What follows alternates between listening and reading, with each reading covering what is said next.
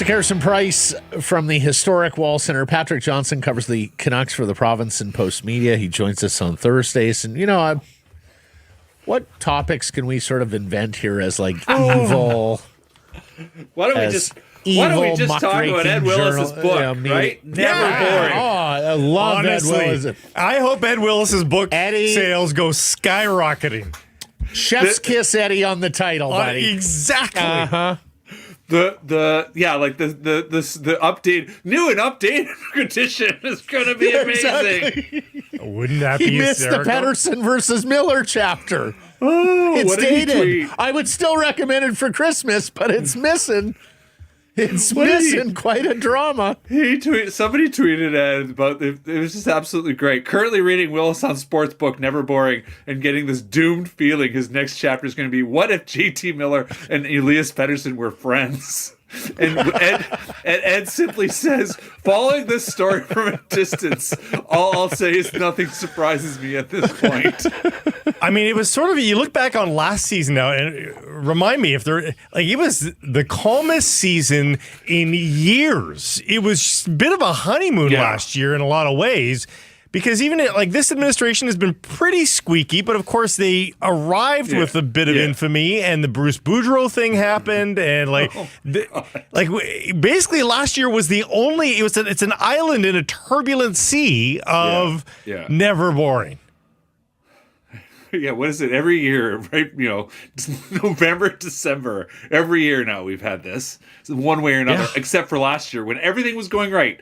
Yeah, I mean, listen, if you're Jim Rutherford, you're telling people, listen, last year, everything went right, as I said. We had everything go our way. And then this year, it's not that nothing's gone their way. It is, in many ways, as I think he predicted, as his head coach predicted, this is not going to be easy. And I've been thinking a lot about what Rick Tocchet has been saying, or at least until I guess he maybe self-censored or whatever it is that's going on. We have that on the list, incidentally, Patrick. The tops of cards. That'll be dragging people 4 into the today. fight. Listen, this year's going to be hard. We're now being pursued. Embrace hard. Embrace hard. And I mean, I wrote a column about this yesterday. Like you got to recognize that you got to just play on top of the other guys. Like, you can't just sort of be near them. And that is literally how Rick Tocchet played. He's not saying you have to play like me, but his mentality was so dialed in, right? He is trying to figure out how to kind of get the modern athlete to be like, I will be 2 inches closer to that guy. I will make like difficult. Like, hockey is different. 48 goals and 250 penalty minutes or whatever it was, 92, 93. Like I still don't understand how you can do that, but that's how it used to be. Now, he's not going to find a guy that does exactly that, but you can play hard, you can get on top of people, and you can be ready for the challenge that's coming for you. And, last night's game, what a microcosm. Playing really quite boring, but quite, controlled hockey, take a lead, and then just blow it. Because, I don't know, the other team's going to come hard at you and chase hard at you, but you have to be ready to take that on. And in the end, they lost because they couldn't manage the conclusion. A lucky goal ties it up. It's a power play goal, but, it floats off of people and, You're right. A bit of a lucky goal. And it was a bad call that got them there. Yep. Sure. But they've got a third period power play with a chance to make it 3-1. Yeah. And they kept the two guys separated. They did not load up as they could have. Put your best 5 players on the ice and get a critical goal. Yeah. And why don't they do it? Yeah. Why? I'm asking you the question. Why don't they do it? I don't have an answer. I was honestly, I had that moment where I let's deal with helping with, I'm at home helping deal with bedtime. I come back, sit down, and I kind of go, wait, what? Who's out there? I don't really have an answer. Listen, last week, when Miller came back last week, it was already it kind of amazes me. It took people this long to notice that Miller wasn't on PP1 right away. Like, he was on the second unit, and it was a surprising choice. I mean, it was the interesting one was I was looking at JPAT had the tweet about the ice times and how things kind of swapped during the game, but I didn't realize how like, until he pointed it out, I didn't realize how disparate their 2 ice times was even in that game. Miller came back. He wasn't going to play back a ton. But in general, those two have matched in terms of ice time. One's on the ice and the other's on the ice, and then there's a little bit of time left over for the other guys. And so to see a spread of like 5 minutes, just overall blew my mind. And then, of course, the overtime for me was the real tell there. Miller got tons of. He stayed on, whether that was coach directed or not. He stayed on for long shifts. And in general, this organization has not liked long shifts.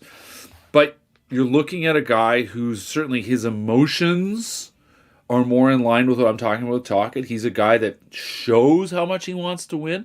PD is a guy that wants to win. The team organization knows that. He just doesn't show it in the same way.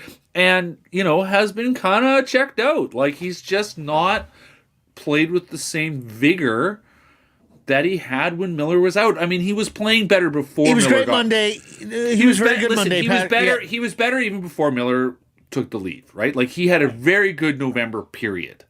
And then Miller left, and he was out for 10 games. And so, there is some overlap there. But, listen, the last week, he has not been what he was last month. But still, like, he has been a useful player, and the options available to you, he should be in your top 5 players when you need a goal. So, was there a statement? I absolutely think there was a statement there, and it's that we're not happy with you. We're trying to shake you awake. We need you. You're not giving it to us in the crunch time, and it was crunch time. But then his unit got a power play goal. I know. And he still doesn't get that third period Battlefield promotion. Yeah, I know. It feels like we've brought this up. We brought this up with Tocchet. This is so elementary school. I don't like him. I don't want to play with him. And how often do they cut off their nose to spite their face? On a lot of fronts. Listen, there's a lot we don't know, and I don't know this. And I don't know whether it's literally I don't want to play with him. But, let's be clear. This has not been a one-way street, right? Like, there's this notion of one guy is tough on the other guy. He is. That's known. We know that they don't get along that well. We're not saying no one's ever said they're friends. But like, it's not, and this is not to say that you have to like accept being yelled at or whatever it is that happened. But you still have to like you have to come into this and I'm going to be a leader. Nobody's leading in this situation right now, right? I'm going to be a leader. I'm going to press on. That's my best guess. Like, it's not, there's it like I said, it's as the tweet said, what if they were friends? What if they just got along? Right? Like, it's, I think things have really come to a head here in a way that have not existed before. And I don't know what the path forward here is. And we can be guilty of overreading what we see on TV sometimes, but they go to start overtime. I forget who the third guy was out there and to start. I think it was Garland. With Miller and Hughes. And they're all conferring in the circle what they're going to do off the draw, one would presume. The last word is Hughes quickly darting over to Miller and saying one more thing, kind of gesturing at him with his glove. And there's like this semblance of like an eye roll, like Miller sort of, it felt like Hughes sort of overruled Miller a little bit on what they were planning on doing. Yeah. And I know we're overreading it, but to me it's like, is it just Miller's way or the highway? That's the captain saying, let's do this. And it wasn't like an understanding. Yep, got it. It was, there was some other reaction. You wonder that because Tocchet has talked about how much input JT has, including even last week when he came back. And you wonder if it is a his way, highway. Well, listen, like in practice, right? There's a lot of sort of voices and thought. Miller thinks the game a lot. And so, in that standpoint, I'm not. And thinks it well, too. Yeah, and thinks it really well. Let's not castigate because Tocchet and others have talked offensively offensively. Well, power play in But that Tocchet has said he appreciates that feedback. That this is a guy whose mind is constantly thinking about these things, and he's willing to bring ideas to the group, which is incredible. That's very constructive. Yeah, and listen, Pettersson thinks the game too. Like, there's a guy that understands how it all works, right? Like, I don't know if they're not talking, but I certainly don't. Everyone else has commented on this, right? But you walk in that room and it's not a happy place, right? Like, it's certainly, for starters, the way they want to do media, is not how it used to be, where there's just kind of everyone's hanging around and everyone's having a good time and whatever. I mean, I don't know what it used to be like, but that's certainly my impression. It's gate kept.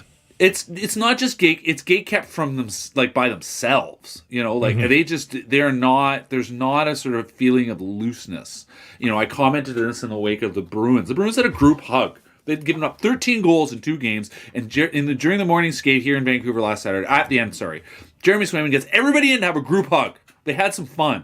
And and I kind of winked at this a couple weeks ago. I said, listen, are these guys even having fun? Like, I don't know if they're having fun. I get you need to be serious and focused on the task at hand, but you also need to kind of, in the end, you need to enjoy it. Yes, it's your job, but you need to enjoy your job.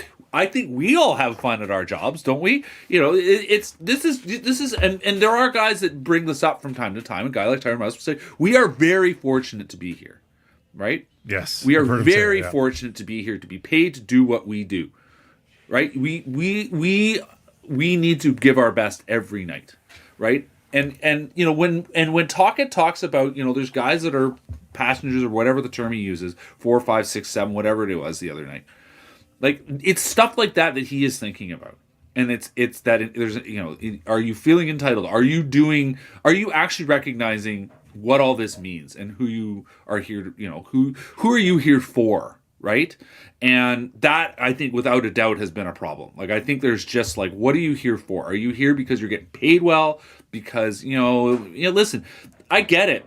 We also have bad days, right? Some days you show up and work sucks. And, like, that happens. But the overall ethos needs to be, you need to find it in yourself to enjoy what you are doing. And right now, you just don't get a sense that the Vancouver Canucks, for the most part, are enjoying what they're doing. There's moments where they enjoy it. And they certainly enjoy wins, and we can see the emotions. But, like, losing sucks. And, it sucks having to talk about today, not getting too low, not getting too high. But you got to find a way forward, and a lot of it is about your mentality and what your viewpoint is on what you are doing. Captain Fun is Garland, probably, and he's in a bit of a scoring slump, so we haven't even seen him lighting up the room. He's still trying, though, Yeah, for sure. Yeah. I mean, part of me too. Like, here's another one. So I talked to Zadorov after the game on Saturday. I asked, basically, he brought the fun. He brought the fun. He did bring the fun. And, we're talking to Swayman, we're talking to Marchand, whatever. I asked PR, I said, hey, is Zadorov around? She goes, well, I haven't seen him in the back, but I think he's still out in the hallway. If you want to maybe just chat with him out there. I'm like, yeah, sure. Sounds great. That's marvelous. And so I stood there and waited at a respectful distance while him and Connor Garland had like a 10-minute conversation, I guess, about, how things are and whatever. And then I talked to him. We had a great little chat. And I said, in the end, he's happy where he is and he likes being in Boston, and he got to play a big role on Saturday. And he said that was great. And he's having fun. And you know what? He brought an edge, and he was, he's a challenging personality at times, but he brought, think about the vibes last year, right? Like, it's hard to not think that guy maybe made a difference in the room, because you could, in the end, you need a bunch of personalities, a bunch of people sort of offsetting whatever it is, and there's just it feels like there's just nothing offsetting the bad vibes between the two stars right now. That is a great point. My kingdom for a prankster right now in that Canucks room. Yeah. And for the record, I sure as heck have fun doing my job when we get to talk to you, Peach. Aww. Just then. Did you get a photo of Zadorov and Garland? Because I'm sitting here thinking like Clydesdale and Shetland here. That would have been an unbelievable visual. Yeah, that would have been. Okay, so we're down to brass tacks now, buddy. I mean, we're 14 minutes into this interview, so it's time. Well, I'm going to ask you the Surrey Mitsubishi poll question. In fact, I'm going to ask you, if you don't have it in the body of your answer, I'm going to ask you yours from Monday. Can the Canucks overcome the Miller-Pettersson drama and contend for the Cup this spring? I know. It's a little spicy. What a question. Yeah, and you have to wonder if management is a spiced rum eggnog holiday poll question. And you have to wonder if management's thinking this, right? Like, what do we have to do to turn this ship around here? Yeah, so here's my dilemma. You talk around, like, I think management still believes in this group despite everything, right? Like, they're prepared to make trades to add to this team, right? Like they think this is it. So now it's a journalism, like, especially like the sort of classic Vancouver media. Like, of course, our reputations were horrible, right? And a lot of it's, this is the old thing. Are we supposed to just toe the company line, or perhaps poke in, the poke in all the, what's this hole? What's this hole? So I do simply go against, no, this is never going to work because management thinks it's going to work. What am I supposed to do here? No, I don't know. What's the question again? Can they turn this around and be a cup contender in light of Pettersson and Miller? Can they overcome it? Yeah. Can they overcome it? Yeah, that's right. I'm really thinking about this one. I'm going to have to say... Well, take your time. Not win the cup. Just be in the conversation. Be in the conversation? Honestly. Oh, wow, that's an out. So, yes, they can overcome and be in conversation. Why do you give them an exit? I don't know. Well, that's the question. We didn't say can they win the cup. Talked around the question There's for 90 seconds. There's 32 teams in this league. It's hard to win the cup. Looking at me like, is he going to answer the question? Like, do you think there's a time where at one point, like basically to be in that conversation, there has to be a stretch in the season where they are the best team in the league. 10-game stretch. Yeah. They can be that group? Yeah, like that's yeah. Listen, yes. I mean, I think they can. I think they still, like, a good way of putting it. That's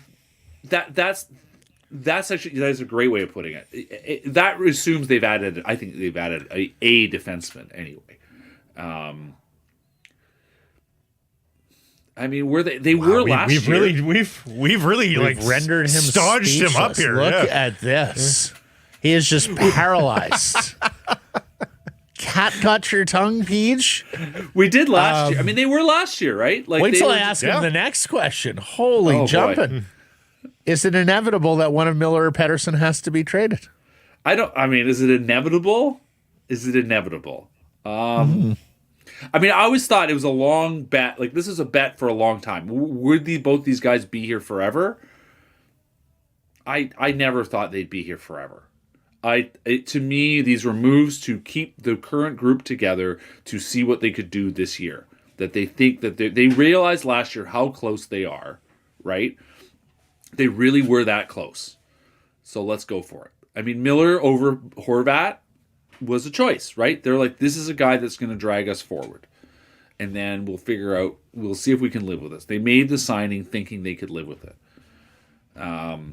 Can we live with it next year? Can we live with the year after that? Like, your window in many ways is Hughes, right? Like, a Hughes contract is your window. So you've got a couple more years. Is it inevitable they're here forever? No, I don't think all these guys are going to be here forever. I just don't. No, there's a macro sort of. So do the three of them last the Hughes contract? Is another splice to the question. No, I don't think so. No, I don't know. I don't think so. I think we're going to see how this goes this year, and because if it doesn't work this year, you do have to reassess, right? You have to think about Besser. You have to think about Demko. Like the decisions coming forward are going to be fast and furious. They're forced on them. They don't have a choice. Right? And if it's not working, you need to keep thinking about that. Not to mention a no trade that kicks in July 1st for... It's an answer, exactly, and it's an answer about circumstance as much as anything, right? Like, where have you been? What are you doing? What's your process look like? Right? And right now, the process looks terrible. So if it's not working, I wouldn't put anything... They certainly are not actively looking to shop Elias Pettersson right now. I don't know. I mean, I don't, like, for instance, Friedman floats his idea the other day, which was not a thing. But I found myself wondering, did Buffalo call up and say maybe you do something like this? And did the Canucks counter and say, well, what about this guy? What about something else? I don't know. I don't think there was an active, we would like to move this guy, but they're certainly not hanging up the phone. But you never hang up the phone. Jim Rutherford knows better than that. No. Let me ask you one question that it has no smoke other than just fans in the chat that I see. Yeah. Is Miller or is Tocchet's job in trouble? No way. I don't think so. I mean, he needs a contract, but I don't think so. He's their guy. Like, they believe it. I mean, it's not like they're still won way more than they've lost, right? Like, they blew it the other night, but they beat the Coloradans. They beat the Florida Panthers. They were absolute duds against the Boston Bruins. Like, which team are they? I don't know, but they've been winning enough right? Like, what was the J-Pat with all the numbers. But, the consistency of the season, despite the blow-ups. And they're in these games. They're not playing great. Like, let's be clear. They've not been unlucky. They've made a lot of their own luck. But they're still in it. I mean, it helps the division's been a bit of a turtle derby, and there's teams behind them that are now, I think the Kraken are going to fall away, and I think the Flames are going to fall away, and that will help the Canucks immensely. The Rangers were 12-7 when Drury's memo got leaked. Yeah.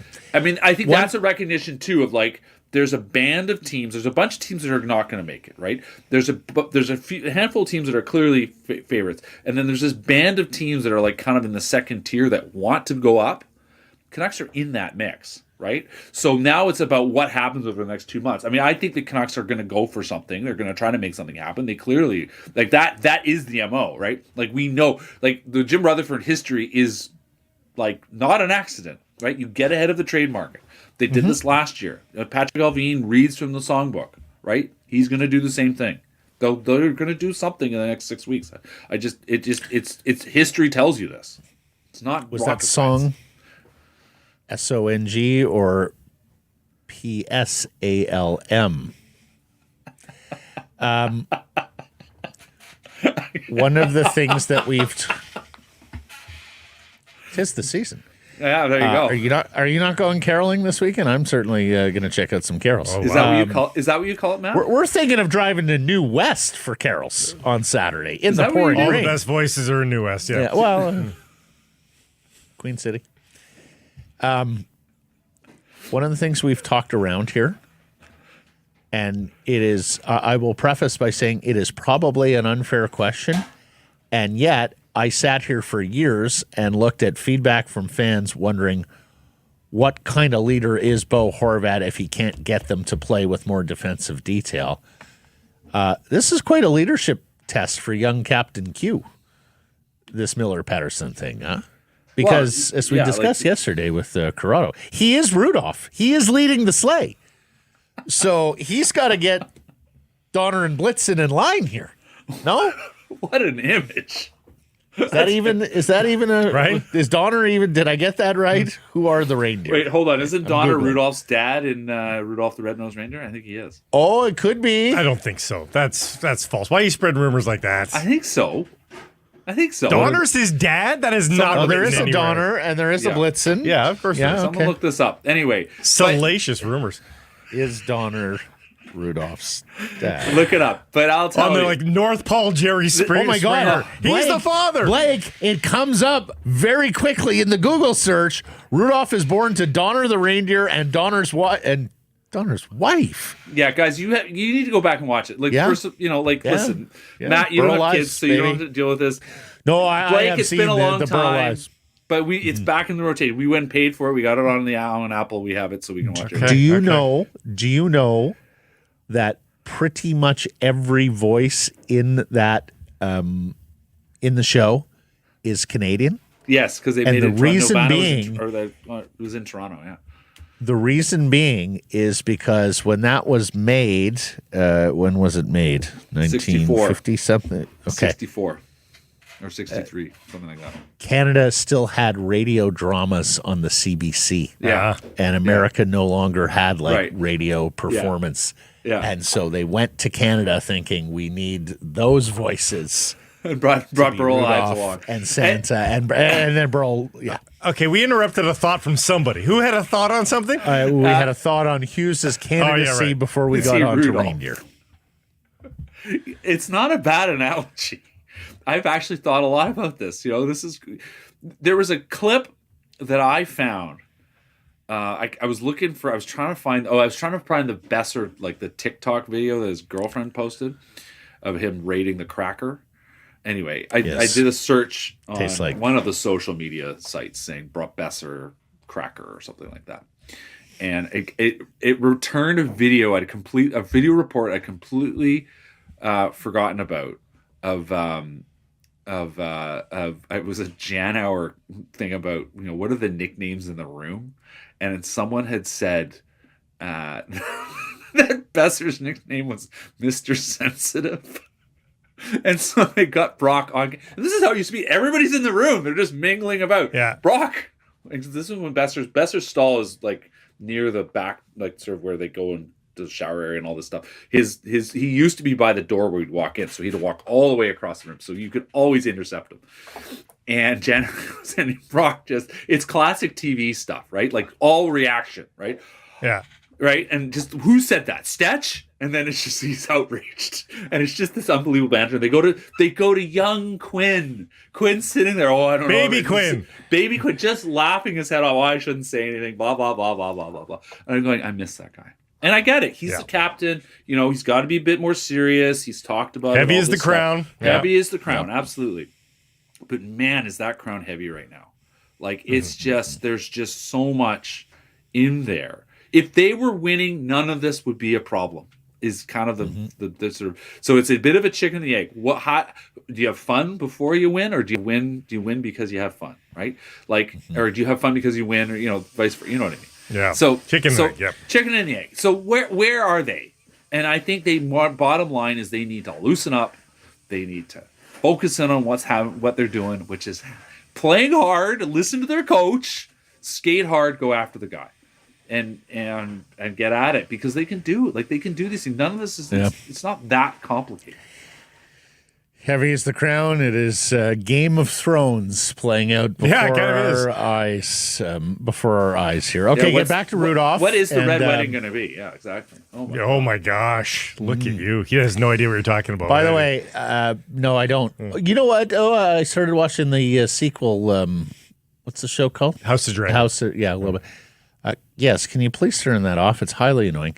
Hairdryer left on. Why do you have a hairdryer? Last best hockey nickname ever, former Canucks draft pick Brad Ferentz down in Florida. He's walking through the room. Hey, Bitsy. I go, Bitsy. Why do y'all call him Bitsy? Because he's always bitter. I like it. I like it. You're in for Blake on Monday. We'll talk then. I am not bitter. I will not be bitter. I'll be thrilled. No, don't be bitter. Don't be bitter. Brad We need bright-eyed Bitsy. God, Brian Always Burke bitter. was so high on him. Just look at his face. He looked bitter. Or who was he? What year was he? 98? Does anybody remember? It's so long ago. Brad Ferentz, the 10th overall pick in 97. 97. Oh, he's a Pat Quinn guy. 97. See ya. Happy holidays.